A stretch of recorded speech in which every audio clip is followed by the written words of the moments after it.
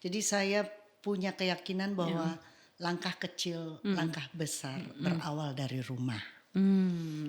Pembentukan karakter. Iya betul. Jadi kita melatih rasa untuk tetapi tidak dituntut untuk bawa piala pulang, Iya. tidak harus menang karena perasaan. Terus kita bikin garapan sendiri kan, bikin lagu sendiri, art rock ada gamelan-gamelannya gitu, etnik. Makanya masuk final tapi tidak menang. Ikut festival apa ikut aja nggak perlu harus menang. Iya. Kadang-kadang malaikat-malaikat itu beredar di tempat yang kita tidak duga. Iya. Gitu. Nah tetapi begitulah kehidupan, singkat cerita. Pindahlah saya ke Jakarta tahun 88 itu saya rekaman. Tetapi di situ saya punya renungan, cuman karena masih terlalu muda, belum berani memberontak. Salah satunya adalah film Catatan Si Boy kedua. Wah. Soundtracknya. Itu Mbak Ayu. Iya. Di sinilah orang semuanya, orang-orang yang dulu teman-teman di Jakarta jadi ingat saya. Iya. Mereka buat program untuk recovery Bali, bagaimana mengembalikan kepercayaan dunia terhadap Bali. Kalau saya tidak pulang, kan saya tidak akan tidak akan menyentuh karya-karya ini. Oke, selamat sore Mbak Ayu Laksmi.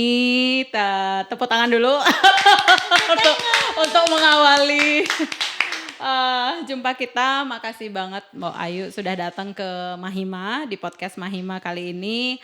Mbak Ayu Laksmi, tepuk tangan lagi sekali. Om Swastiastu, para semeton bagi yang kelihatan dan tidak kelihatan. Terima kasih Sonia makasih. Sudah mengundang, senang sekali bisa berada di tengah-tengah orang yang selalu bergeliat memberikan warna untuk kota Bali Utara, Singaraja dan Bali Utara. Khususnya kota Singaraja. Mbak, hari ini kita sebenarnya memperingati ulang tahun Mahima Mbak ya. Selamat ulang tahun yang keberapa Mahima ulang tahun? Mahima ulang tahun Sweet 17 Mbak. 17?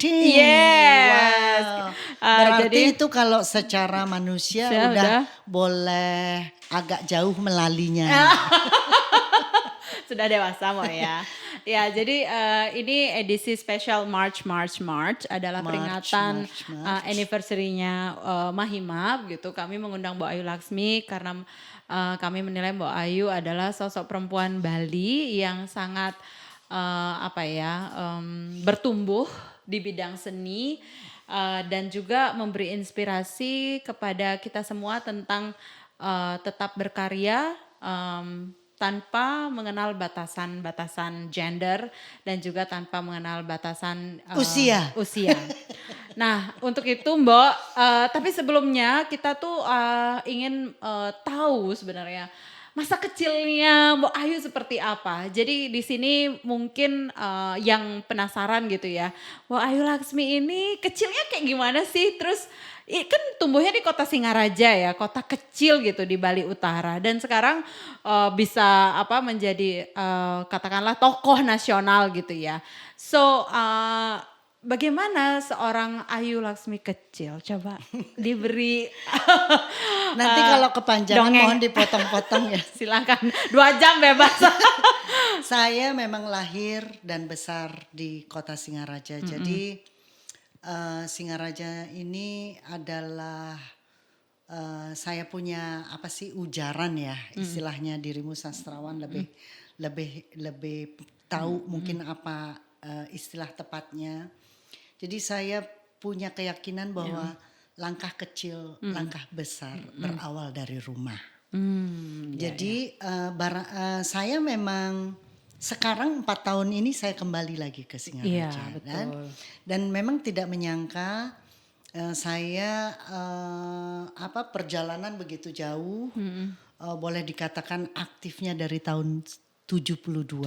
Wow, saya belum lahir.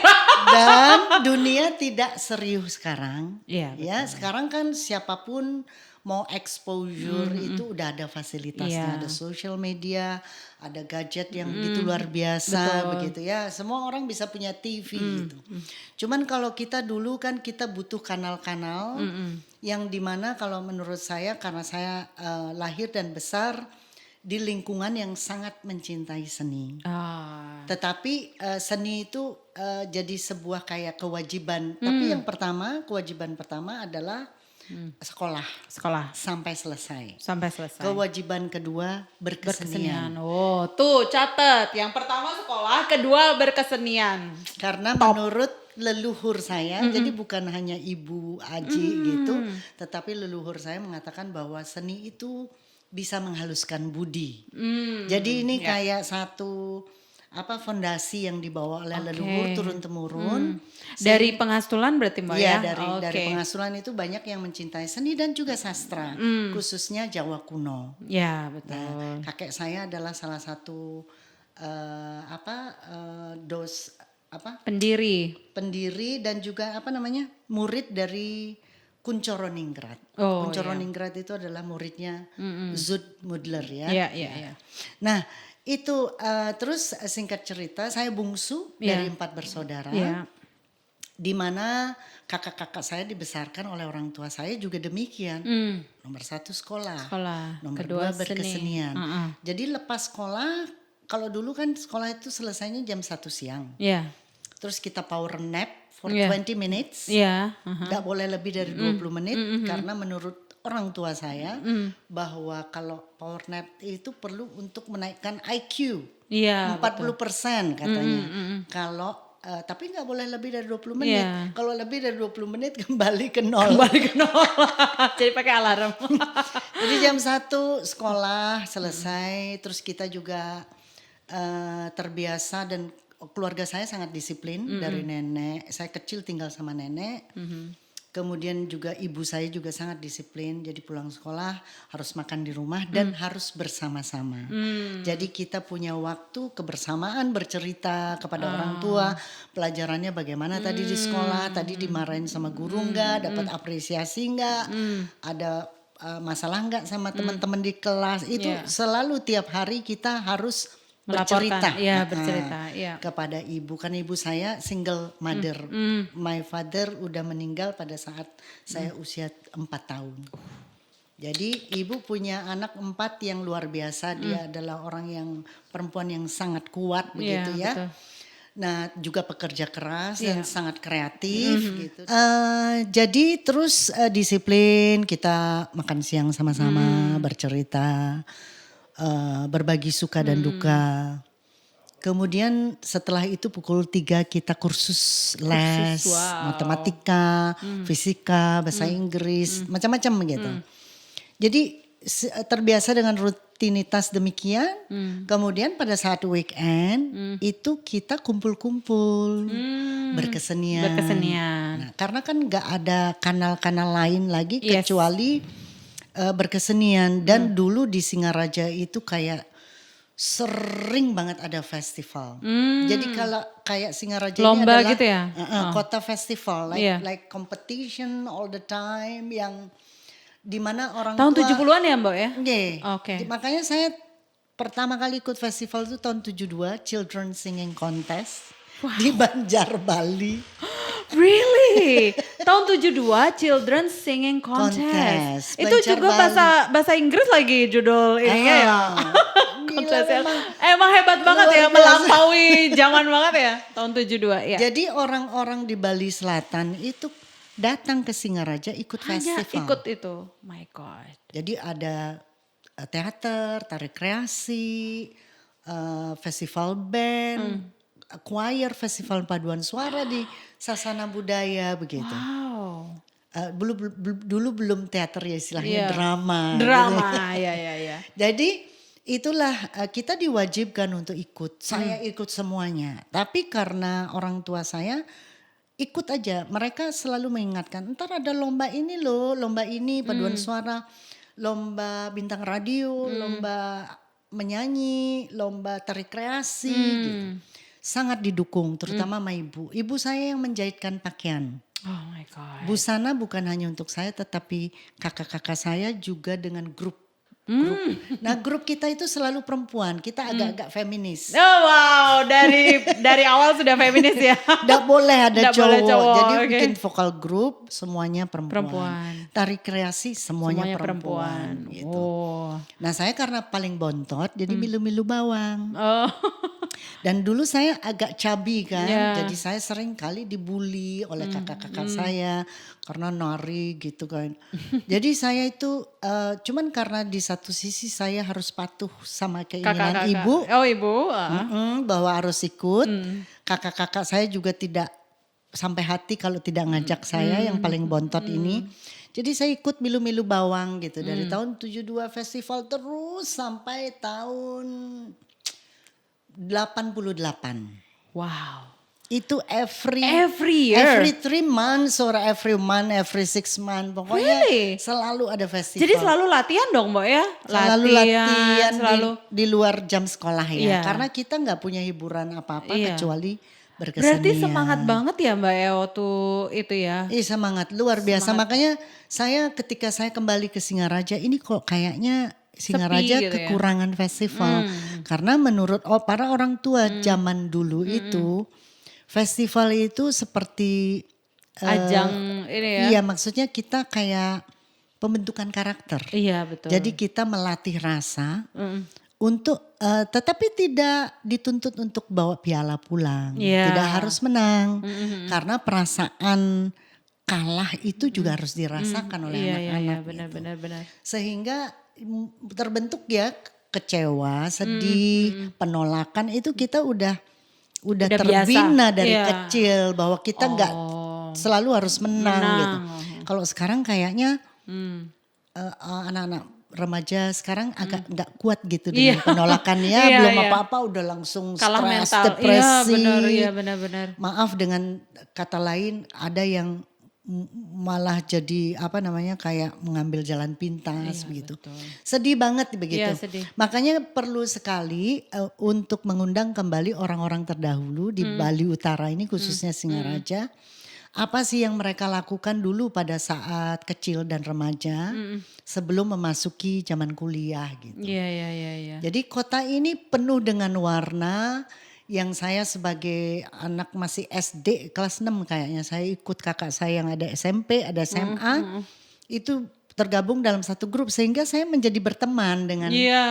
mereka-mereka si orang dewasa ini. Iya, berarti begitu. edukasinya terjadi ya Mbak ya? Nah, itu yang sekarang mesti harus dibangkitkan Dibangkitkan kembali kembali. spirit of North Bali Tuh itu. ya kan Mahima kebetulan mengadakan Singaraja Literary Festival ya. Yang juga spiritnya sama menggerakkan kembali spirit Singaraja sebagai kota center of excellence lah begitu ya.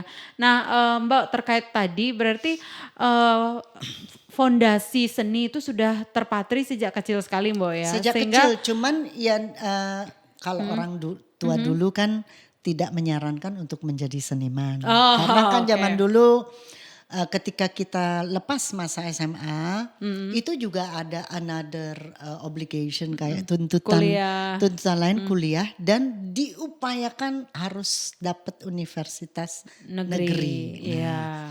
Itu menjadi sebuah kewajiban yang kayak beban gitu, kayak utang gitu kepada orang tua.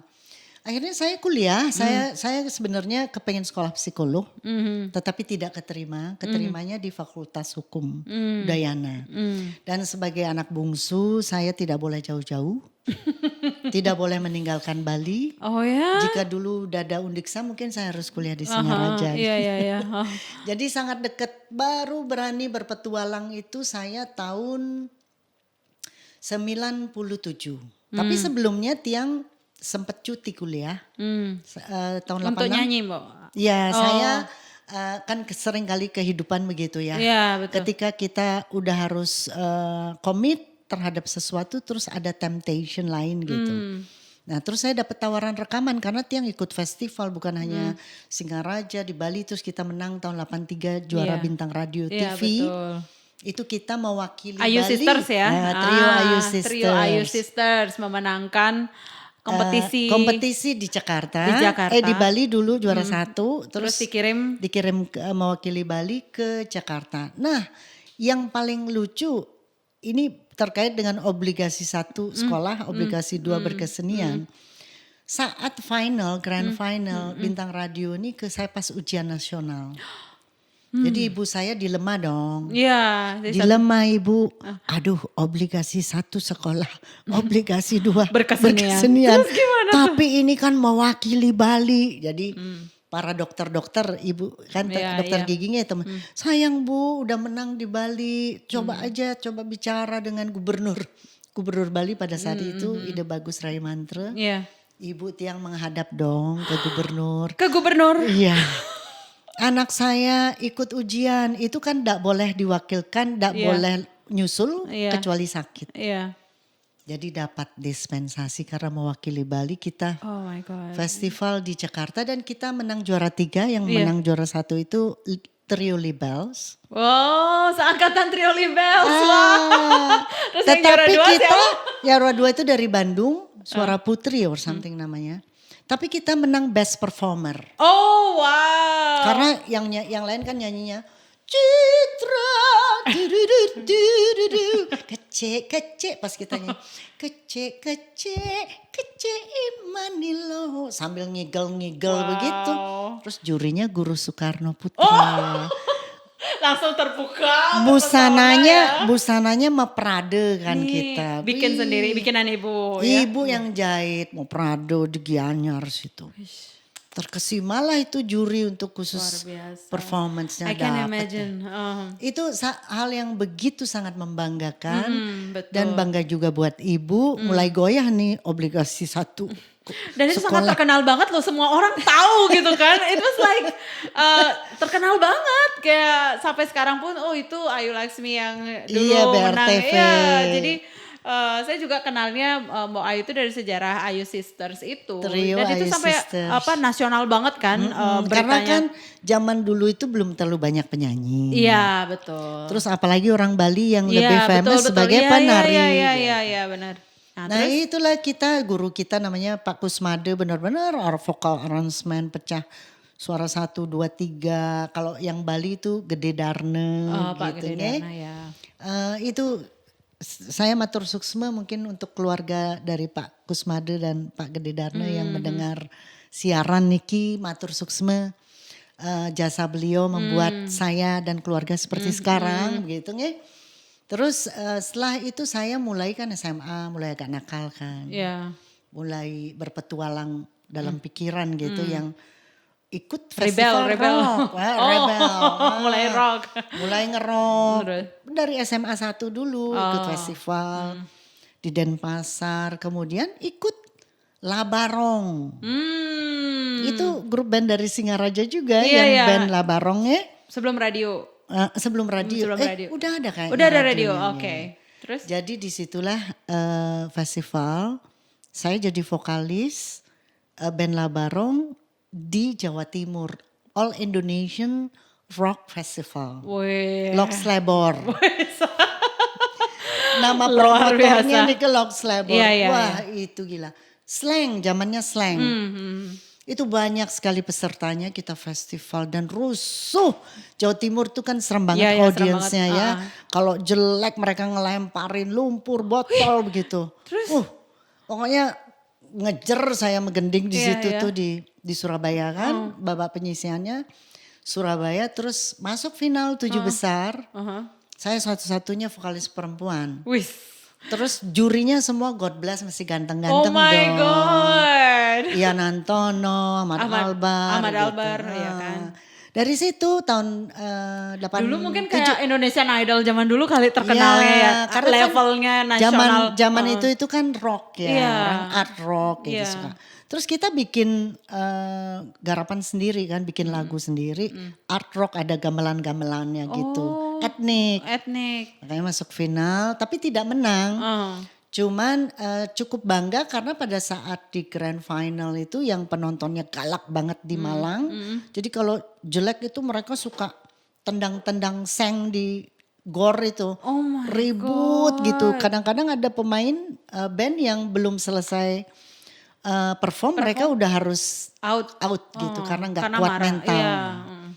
Nah itu kita bisa melalui, seneng juga karena waktu itu Slang nggak masuk final gitu. Lemah ya Slang. Maaf ya. Tapi waktu itu sudah grup ya? Saya masuk final loh 7 besar. Berarti grup dan individual ya ininya? Grup Oh, Labarong. Mbak Ayu grup. Saya vokalisnya. Oh kayak iya, gitu. wow. Nah terus yang Berarti tahun juara berapa nih Mbak? 87. 87, oke. 87 terus kita 7 besar terus apa namanya? Setelah itu disitulah ada Rekaman. talent scout ya. Oh, talent Ya, scout. Didekati. Didekati meminta demo. Makanya kenapa jangan pernah putus asa. Ikut festival apa ikut aja nggak perlu harus menang. Iya. Kadang-kadang malaikat-malaikat itu beredar di tempat yang kita tidak duga gitu. Lalu kenal lah. Beliau mendekati namanya Mas Tamam Hussein. Saya terima kasih juga buat Mas Tamam. Ya. Jadi Mas Tamam itulah yang mendekati. Aku ini pencari bakat, kamu mau rekaman nggak? Gitu. Rekaman itu kan satu hal yang megah banget ya zaman dulu ya. Zaman dulu ya. Wih karena dulu kan susah banget mixernya masih Segede sini 2 ruangan. Jadi terus saya harus bikin demo vokal, tapi zaman itu kan susah rekaman. Wih masih pakai Tascam 4 track gitu kita bikin rekaman, kirim contoh vokal. Akhirnya keterima di major label Tim Record tahun 88. Nah saya masih kuliah itu, tapi saya udah tinggal skripsi. Nah terus saya dengan berat hati meminta izin kepada ibu, karena kan janji saya pada ibu harus selesai sekolah ya kuliah. Saya mau rekaman Bu, soalnya kesempatan ini kan nggak mungkin bisa tidak terulang gitu. Karena kalau ditawari rekaman orang-orang daerah susah banget gitu masuk menembus nasional gitu. Yeah. Nah tetapi begitulah kehidupan, singkat cerita. Pindahlah saya ke Jakarta tahun 88 itu saya rekaman. Tetapi di situ saya punya renungan, cuman karena masih terlalu muda. Belum berani memberontak. Saya kan dari kecil, dari SD itu saya suka mencipta lagu. Iya. Saya suka, ada guru bahasa Indonesia saya namanya Bu Taman. Itu sering disuruh bikin puisi, syair. Lagu saya yang pertama itu judulnya Leo. Itu bercerita tentang anjing saya yang disuntik mati oleh ibu saya. Karena luka di matanya. Jadi sedih banget gitu lagunya. Itu udah lagu pertama. Lagunya Leo tentang anjing itu. Ciptaan saya pertama. Nah terus setelah itu akhirnya saya pada saat industri itu saya kok gak dikasih ngapa-ngapain ya. Saya disuruh duduk manis saja. Kamu tidur aja dulu nanti dibangunin kalau lagunya udah selesai. Jadi kita nggak boleh berkomentar, nggak boleh kontribusi syair, tema apa nggak boleh. Gitu. Nah hal-hal banyak hari-hari yang saya tidak bahagia melaluinya. Oke. Makanya terus terjadi renungan kok gini ya. Tapi saya karena udah terlanjur kontrak, jadi saya selesaikan. Tapi sebelum volume 1 itu keluar, itu saya kompilasi banyak sekali. Dan lagu-lagu itu bukan ciptaan saya semua. Lagu-lagu itu kompilasi di album ini sebelum masuk album solo gitu. Salah satunya adalah film Catatan Si Boy kedua. Wah. Soundtracknya. Itu Mbak Ayu. Tahun 88 itu. Nah disitulah saya sebenarnya ditawarin main film. Tahun 88? Tahun 88. Wow. Karena kebetulan Dede Yusuf. Iya. Ya kan Dede ikut Yusuf, ya. Dede Yusuf sebagai teman baiknya Ongki itu main ke produser saya dan melihat foto saya di kantornya produser. Ini siapa Pak Yan? Ini penyanyi dari Bali. Aku pinjam ya, aku mau bawa ke sutradara Nasri Cepi. Disuruhlah saya main film. Tapi karena saya agak idealis sedikit, agak kaku lah gitu. Marah saya kesini ini kan Oh, mau jadi penyanyi. rekaman. Oh. Saya punya album gak diselesaikan. Ini main kompilasi terus single-single kapan album saya keluar. Saya gak mau main film. Tapi terus gini aja deh Pak, saya nyanyi aja di film itu. Akhirnya saya nyanyi cameo Iya. di film catatan Si Si Boy Boy 2. kedua. Itulah pertama kali sebenarnya saya main film. Tahu dunia layar lebar itu. Lanjut, berarti tadi tahun 88 88. sebenarnya sudah di Ditawarin film. main film. Aha, dan menyanyi ya Nyanyi di film film. Catatan Si Boy 2. Terus Mbak Ayu kan sempat tuh punya kelompok musik. Ya. Itu sebenarnya gini. Tropical Transit. Tropical Transit terus Suara Semesta. Yes, mungkin cerita ke situ dulu baru Iya. nanti ke dunia film lagi. Oke, sebenarnya begini, apa yang saya lakukan setelahnya itu adalah semacam era healing journey gitu. Semacam penyembuhan untuk diri sendiri ya, kayak di industri terus saya memutuskan untuk kayaknya saya nggak cocok nih di industri. Oh. Jadi kadang-kadang kita kalau belum masuk ke sana, kita kan masih tetap pada sebuah hope gitu. Jadi makanya keinginan, kalau punya keinginan itu dilalui aja keinginannya. Karena ketika kita melalui sebuah keinginan itu ternyata itu bukan sebuah keinginan yang sebenarnya. Oh gitu ya. Oke ya, ini ya semuanya. Coba diulang lagi, kalimat ini bagus banget loh. Keinginan. Ketika kau memiliki sebuah keinginan, jika kau tidak lalui keinginan itu, tidak layani keinginan itu, maka dia akan tetap menjadi keinginan. Tapi ketika kita layani atau kita lalui keinginan itu, ternyata itu bukan keinginan yang sebenarnya. Yang datang dari lubuk hatiku. Ketularan sama Sonia jadi sastrawan. Saya sampai bengong loh. Tapi itu kayak bener banget loh. Bener. Mbak. Iya. Kalau contoh sederhananya, kalau misalnya orang kalau belum punya kolam renang, mereka iya asik banget ya bisa berenang. Iya. Tapi ketika saya berkunjung ke rumah orang-orang yang punya kolam renang, bisa dalam 10 tahun mungkin dalam 2-3 kali dia berenang. Makanya dilaluilah keinginan itu. Abis itu sering dikubur jadi apa? Iya benar. Iya.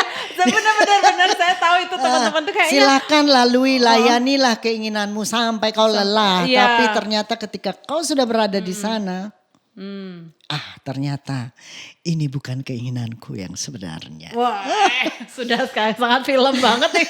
Jadi saya ketika Merinding. sudah sampai di industri, ini bukan pilihan saya. Betul. Saya tidak cocok di sini. Betul. Mungkin bukan orang lain, untuk orang lain cocok, tapi bukan untuk saya. Karena saya ingin berkarya yang datang secara jujur, tanpa intervensi, tanpa tekanan. Tapi who's going to pay? Karena yang bayar kan producer. Iya. Berarti sekarang saya harus menguatkan diri saya supaya bisa saya membiayai proyek-proyek apa yang ingin saya ciptakan. Idealismenya, gitu. ya. Idealisme. Lalu buatlah ini. Ya makanya itu saya tinggalkan, padahal saya kontrak 2 album. Tapi itu kan sebenarnya ada penalti ya. Iya. Kalau dipikirin stres, tapi saya karena agak nakal, saya coba-coba. Cuman saya tidak menelikung atau diam-diam, saya dekati secara kekeluargaan. Produsernya sampai menjadi keluarga. Terus saya mohon izin pamit baik-baik, Bapak kayaknya ini bukan keinginan saya tidak bahagia di sini. Barangkali banyak penyanyi yang ingin punya kesempatan sama seperti saya. Lebih bagus saya berikan ke mereka karena saya tidak bahagia di sini. Saya tidak boleh melanjutkannya.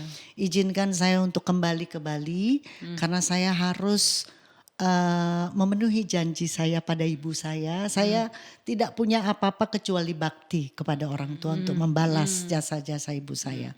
Saya harus menyelesaikan kuliah saya.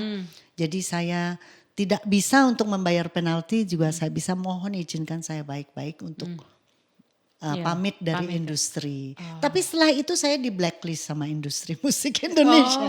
Karena kan kecil ini dunia ya. Nah setelah itu kan kita kan kalau orang bijak bilang hal-hal sesulit apapun kita nggak boleh langsung depresi ya. Tapi bagaimana cara menyikapinya. Betul. Berarti itu kita harus cari solusi, berarti harus kerja keras nih. Makanya saya tergabung dengan dunia ngamen. Saya yang dulu udah lumayan lah honornya di Jakarta gitu ya. Sering diundang sama Pangeran Brunei gitu yang kalau di Jakarta honornya kita minta 2 juta mereka kasihnya 10 juta gitu. Zaman itu gitu ya.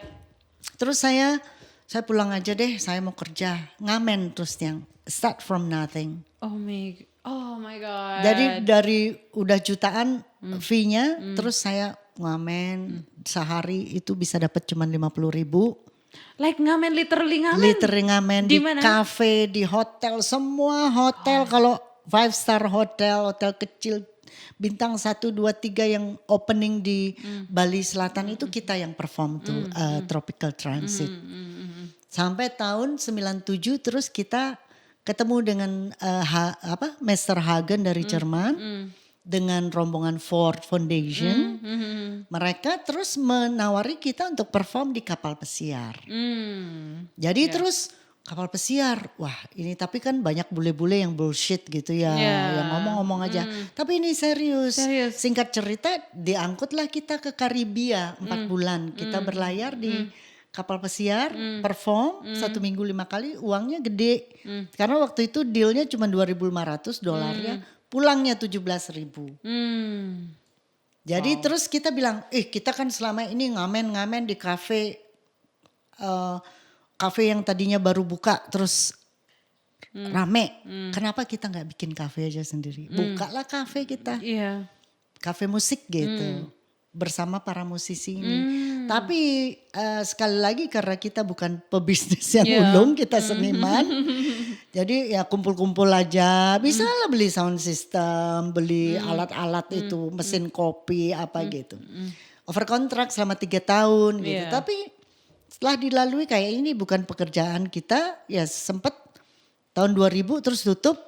Terus saya ada bom Bali 2002. Dia ngambul 2000. Saya sempat ngambul sama lelah gitu, jenuh. Ngambul tuh ngambek. Ngambek ya, sorry. Lalu? Ngambek gitu kayak, kok kayaknya udah banyak ya perjalanannya ini, kok masih terus kita perform, orang seneng karena kita menyanyikan lagu yang mereka suka. Saya kepengen berkarya gitu, lagu yang original gitu. Tapi kayaknya jenuh kan, kalau botol udah penuh ini kayaknya harus diginiin dulu ya debu-debunya. Terus saya stop, tahun 2000 tuh saya stop, saya jualan bunga? Anggrek. Oh my God, ini benar-benar saya nggak tahu ya, karena ini benar-benar karena out saya of mind. benar-benar kepengen stop dulu dunia completely seni. Out completely stop. Oh my God. Tetapi itu karena saya sering perform di hotel, jadi networkingnya GM, F&B itu kenal gitu. Mereka lah ngasihin ide. Well, okay, you wanna stop perform, then okay, why don't you sell flowers? Oh lucu juga ya, bunga yang bukan jual, sewa 2 minggu itu. Orchid, apa namanya? Anggrek bulan, dendrobium kayak gitu. It sounds so romantic. It sounds so like healing. Tapi saya memang suka tanaman, terus saya suka bikin pot yang lucu-lucu, yang keren gitu, yang etnik. Akhirnya lumayan itu beberapa hotel ngambil 500 pot, 200 pot. Really? For 2 years. Wow. Nah itu udah kayak apa, saya sebenarnya gini, saya ditaruh di mana itu bisa seneng sebenarnya. Iya ya, kayak benar-benar dimanapun jadi gitu. Bisa seneng. Bisa seneng. Terus? Jadi hal apa yang kadang-kadang orang bingung apa sih yang aku sukai. Sebenarnya butuh konsisten aja, maksudnya ini seneng saya. Tapi lihat ke kiri ke kanan kayaknya ada yang lebih seneng gitu. Singkat cerita itulah. Terus ada bom Bali setelah bunga-bunga ini. Bom Bali itulah yang membuat kayak turning point ya. Kayak selama ini kok saya ini agak ke barat-baratan. Terus ada program Bali for the World. Di sinilah orang semuanya, orang-orang yang dulu teman-teman di Jakarta jadi ingat saya. Mereka buat program untuk recovery Bali, bagaimana mengembalikan kepercayaan dunia terhadap Bali. Disitulah saya diminta menyanyi tradisi. Sementara saya nyanyinya kan jazz, Latin, rock and roll, blues. Belum pernah bermain-main tradisi. Jungkir baliklah saya di situ mulai membaca Baca lontar. Wajah Kekawin ya. Arjuna Wiwaha itu terus mulai di situ awal mulanya. Suara semesta itu ya. Sasiwimba, enenggata mesi banyu danasing. Bayangan bulan nampak seperti tembayan yang berisi air. Jika bayangan bulan tersebut lebih jelas, itu karena airnya lebih jernih. Jadi kita menyanyi dengan ala-ala saya, enggak kayak yang di pura-pura dan bisa yang di. Coba nyanyi lagi Mbok. Coba lanjut dulu nyanyi satu, saya udah merinding kali nih Mbok. Ya dari Arjuna Wiwaha itulah terus cikal bakal saya. Kemudian memang konspirasi alam semesta ya. Ketika Bali for the World itu saya menyanyi di Ground Zero di Kuta, di mana-mana lah itu tentang bom itu berapa tahun tuh recovery. Nyanyi kidung-kidung itu. Mulailah saya kayak ada inspirasi membuat karya-karya baru tetapi inspirasinya dari nembang. Bali. Nembang ya. Salah satunya Mahasa, tapi dia nulisnya pakai bahasa Indonesia. Kemudian saya meminta teman-teman seperti Sugilanus menerjemahkan ke bahasa Kawi. Nah, keluarga saya mulai kasyap, dia kaget, ibu saya, kenapa ini orang yang tadinya ke barat-baratan kok jadi bisa ke Bali-Bali. tiba-tiba Jawa kuno Kawi. Benar, Terus ketika lihat-lihat buku-buku, koleksi buku ternyata tuh Peka Rano kakek saya ini adalah pecinta pengajar Jawa kuno. Mungkin dapat splatteran DNA-nya sedikit dari beliau. Dan yang lebih mencengangkan, saya menghafal dalam bahasa Kawi itu jauh lebih cepat dibandingkan bahasa lainnya. Bahasa Indonesia, bahasa Inggris, bahasa Kawi lebih cepat. Nah, ketika saya perform, itu orang asing bule-bule ini yang lebih mereka react gitu. Walaupun mereka nggak mengerti, tapi mereka Gusbam katanya, gitu loh. Mereka bereaksi, oh berarti ini kayak saya dapat afirmasi dari orang-orang gitu bahwa saya mulai menciptakan karya-karya based on traditional gitu, ancient language ya, Kawi. Terciptalah lagu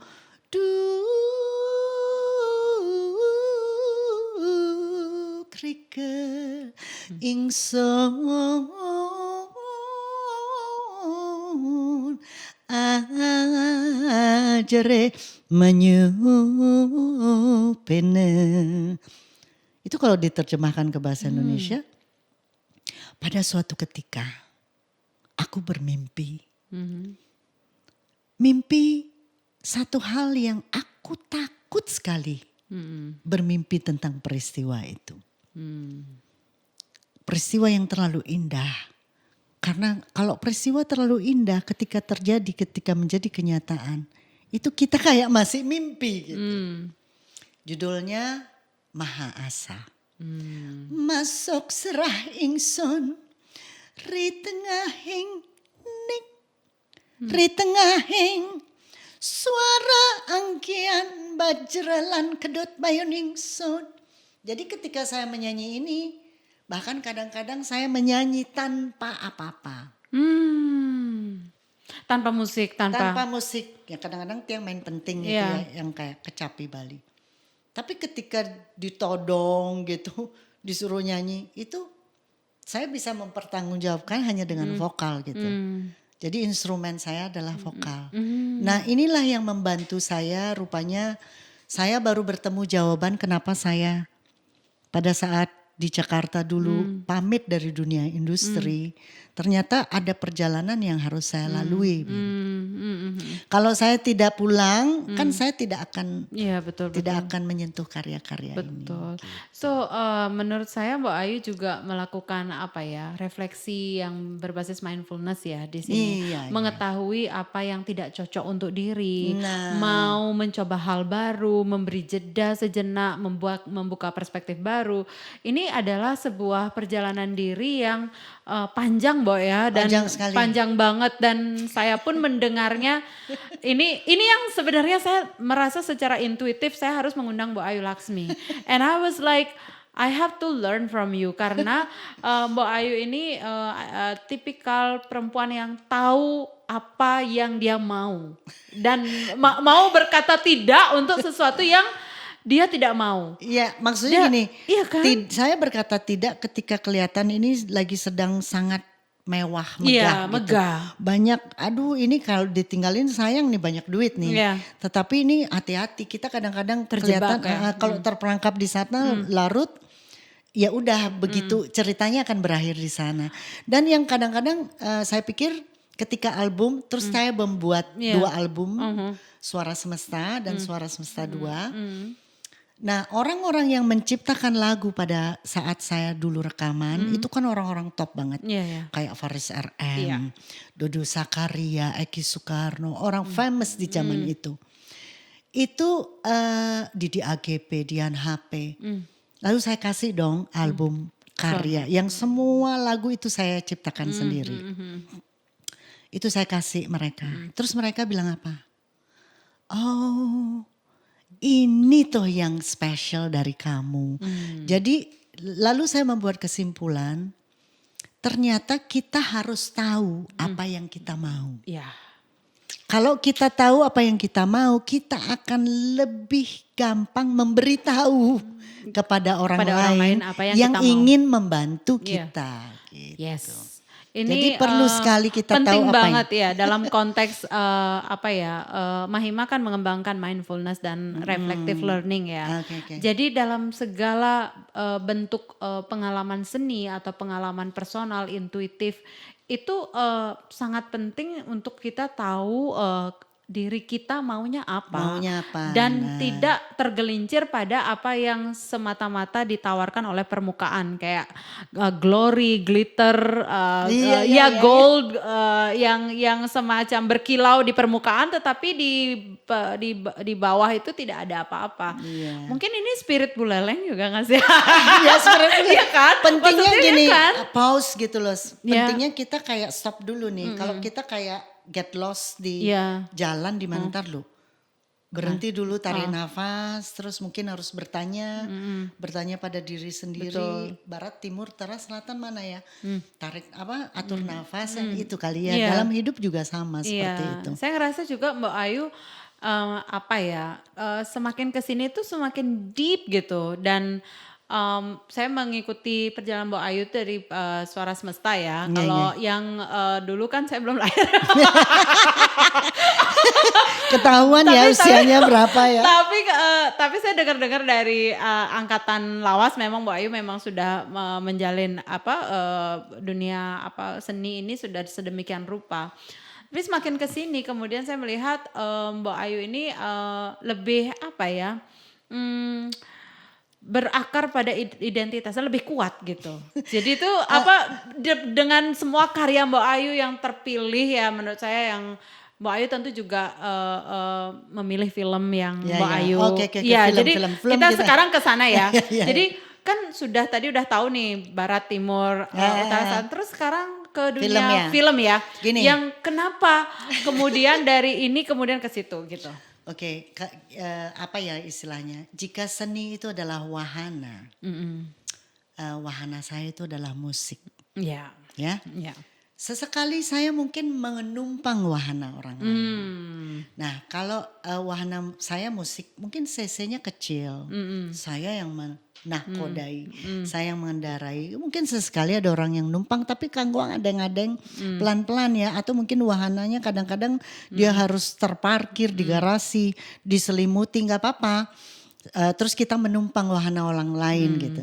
Wahana orang lain ibaratnya kita menumpang wahana orang lain, tentu kita harus behave ourselves as a passengers. Iya, betul. Yang menakodai kan orangnya yang punya wahana. Nah, film ini adalah wahana orang lain. Iya, betul. Nah, katakanlah yang membuat saya main film pertama itu kan sebenarnya Garin Nugroho. Itu tahun 2008. Iya. Dalam film Under the Tree. Nah, ada hal yang kadang-kadang kita tidak memilih berada di sana, tetapi kita kok berada di sana. Nah, ini kayaknya gimana tuh, Mbak? nah, ini kayaknya petunjuk dari semesta. Jadi tiang Awalnya kadang-kadang gimana, Mbak? tidak punya rencana saya mau main film, nggak pernah terpikir begitu. Bahkan dunia acting drama itu sesekali aja waktu di sekolah gitu ya. Dan begini, saya nganterin janji ketemu temen yang dari Jerman di sebuah kafe begitu, terus berkelebat ketemulah orang film di situ. Ya, Mbak ikut main aja. Enggak, saya bukan pemain film, saya nggak bisa ngafal dialog. Gitu. Singkat cerita, saya bertemu dengan Garin Nugroho. Terus ada buku pada saat pertemuan pertama itu ada buku menyembul dari tas saya. Set gitu bukunya kebuka keluar, dilihat sama Pak Garin. Saya mau main film dipaksakan. Saya enggak bisa, Mas. Bisalah, kalau gitu gini aja. Kalau Anda memaksa saya untuk main film, di casting dulu lah saya. Saya enggak berani ntar malu-maluin. Saya enggak pernah berproses di dunia peran. Udah kamu nulis saja. Nulis apa? Apa aja. Kan kamu suka baca buku, tulis saja. Tulis apa aja. Saya bercerita tentang masa kecil saya dengan tulisan yang sederhana. Singkat cerita saya main dapat peran utama. Yang lainnya Marcella. Terus si Nadia.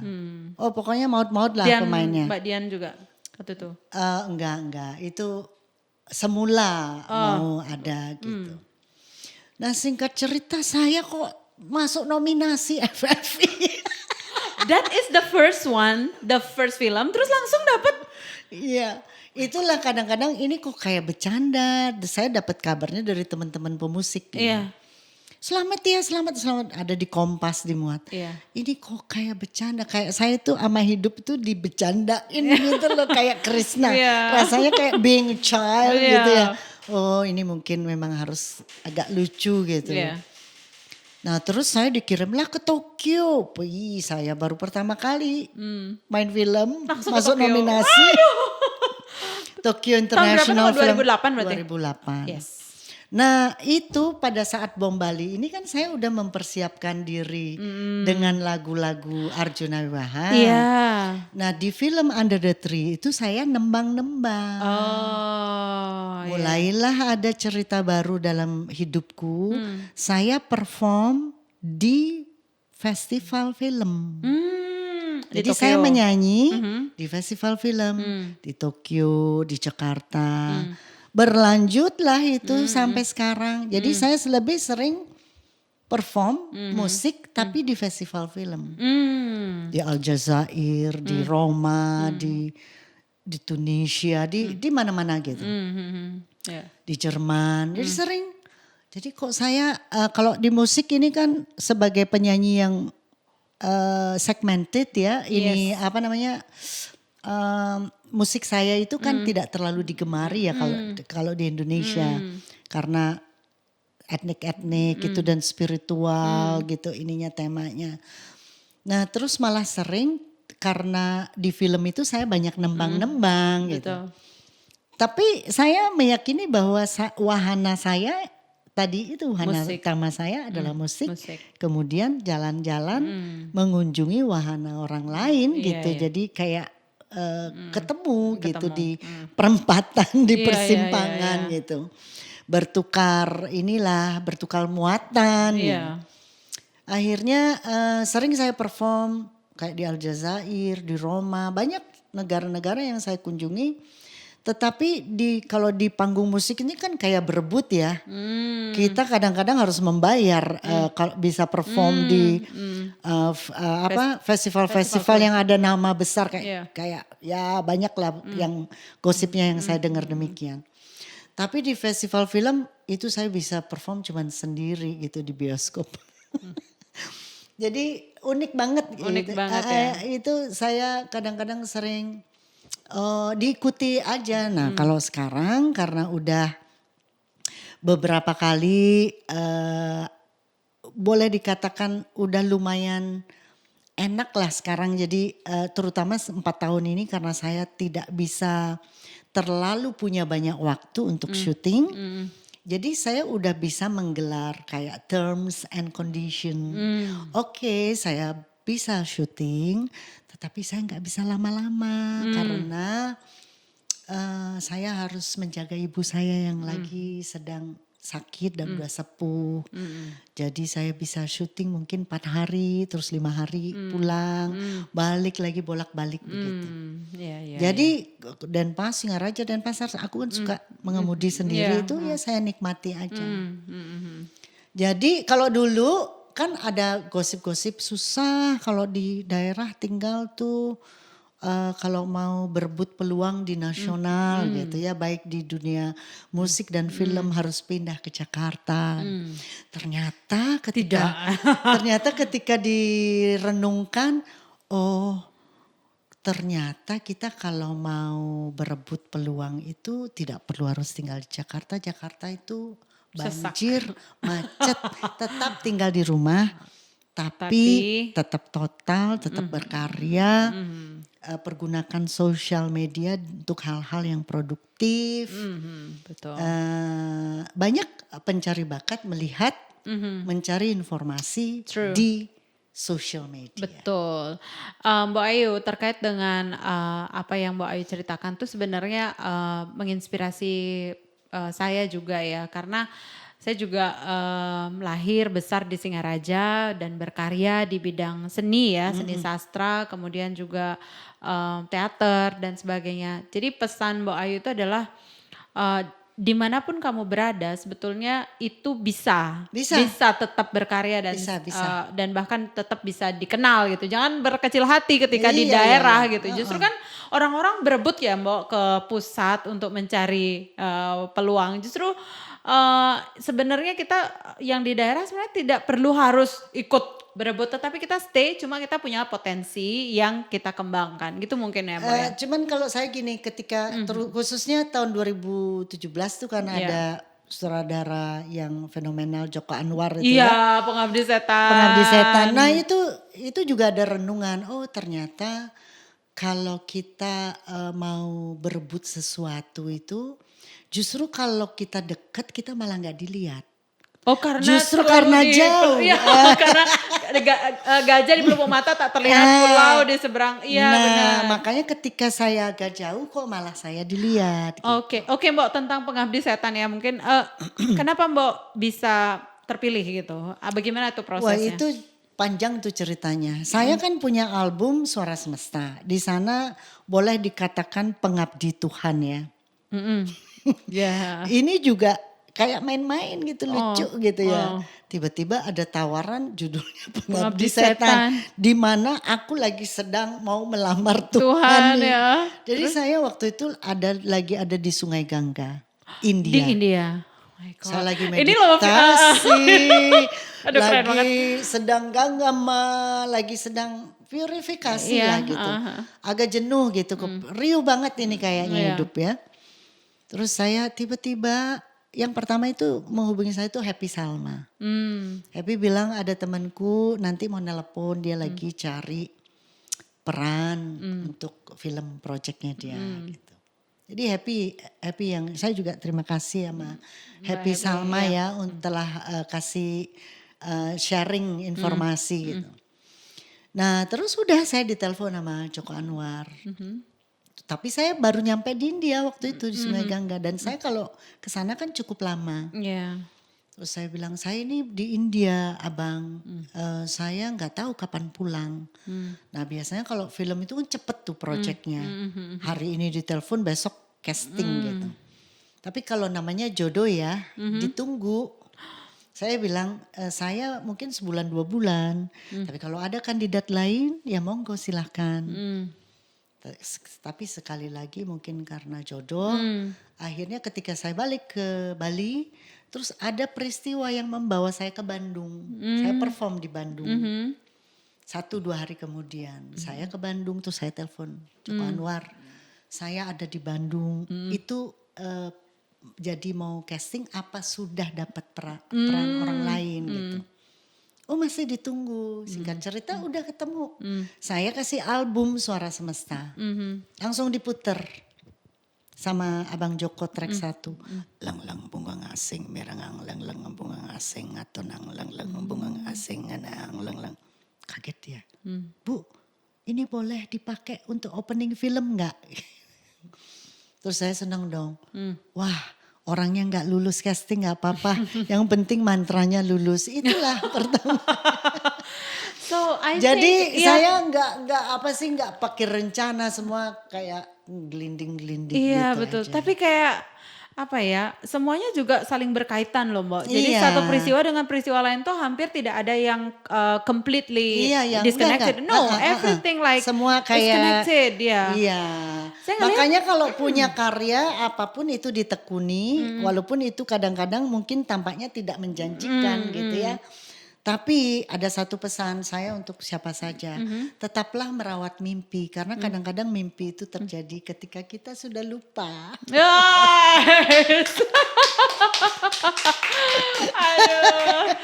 Oke, gimana? Berapa nih? 50 menit. Oke, lagi 10 menit berarti Ya, ya, sekarang ya, untuk ya. Kembali ke Buleleng ingin ada pertanyaan netizen. Oh, Netizen ya, pokoknya netizen mau tetap nanya. berkarya. Kalau mau ngapain aja, berkebun, mau kuliner, mau sastra, mau musik, mau tari, tekuni, konsisten, serius, 10% kerja keras, 10% bakat, 90% kerja keras Oke, ya. nah mungkin 10 menit tuh kita kasih Iya, ujaran-ujarannya. Ujaran Jangan apa? lupa tetap merawat keinginan, Betul. melayani keinginan. Iya. Masih direkam kan? Itu aja Udah, nanti kumpulin itu ya. Oke, Mbak. Tapi Mahima keren loh, boleh nggak saya? Boleh. Saya Ya. Mahima ini, saya sangat bersyukur walaupun saya tidak sering kesini, tapi saya sering mendengar.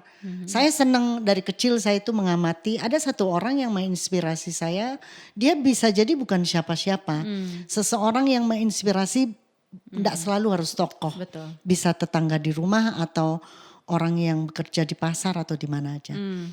Komang Tini itu adalah perempuan yang menginspirasi Ya, saya. betul. Karena saya lihat dulu dari kecil dia naik mobil. Kalau bukan karena ada inspirasi itu saya nggak berani mungkin nyetir mobil sendiri dan pasar Singaraja. Juga untuk bermusiknya gitu. Betul. Dulu saya nggak bisa main piano tapi nggak bisa menyentuh pianonya Mang Tini atau dulu di Singaraja cuma 2 ada orang main punya piano. Saya menggambar piano. Oh my God. Jadi bunyi itu ada di kepala saya. Do mi re fa mi sol mi fa re mi do mi. Nggak ada fisiknya. Tapi ketika makin kesini tiba-tiba kok ada keyboard controller yang kayak kertas triplek itu sama seperti gambar saya waktu kecil. Ya. Jadi masa depan itu masa lalu, kini dan nanti. Jangan lupa sama sejarah. Oke, sekarang kan ini kembali ke Mahima tadi ya. Mahima itu menginspirasi. Mahima keren Ya, sekali, bener. tetaplah bikin apa aja gitu walaupun kecil, besar, lingkaran. Karena setiap wilayah itu perlu kanal. Sama kayak air, ini kan energi anak-anak muda ini kan harus disalurkan ya. Betul. Ada beberapa wilayah yang contohnya nggak apa-apa ya. Salah satu wilayah di Jawa Timur itu DNA-nya manusia-manusia di sana itu sangat berpotensi untuk kesenian apapun, besar gitu energinya. Tapi kanalnya nggak ada. Sehingga menjadi rusuh. Makanya Singaraja ini butuh kanal-kanal itu, yang dan lain. salah satunya Mahima. Butuh Ya. mahima yang lain. Betul. Dan moga-moga satu kanal dengan yang kanal lainnya itu saling Bertumbuh, mendukung, betul. bertumbuh bersama. Betul, membentuk ekosistem kesenian yang sehat. Supaya kita bisa sama-sama membesarkan Bali Oke. Yes. melalui Bali Utara. Yeay. Sukses Mahima. Makasih Mbok. Speechless ya. Filmnya Mbok terbaru apa? Koma. Koma. Dan apabila tak bersamamu. Dilanjutkan sendiri sampai Oke. ketemu lebaran film Komang. Ya, terima kasih Mbak Ayu. Makasih atas, Sonia. Sukses waktunya. untuk Mahima ya. Yes, sukses sama Mbak. Mbak Ditunggu juga. program-programnya, saya siap dah, mau disuruh nyanyi, suruh nyapu, suruh ngepel.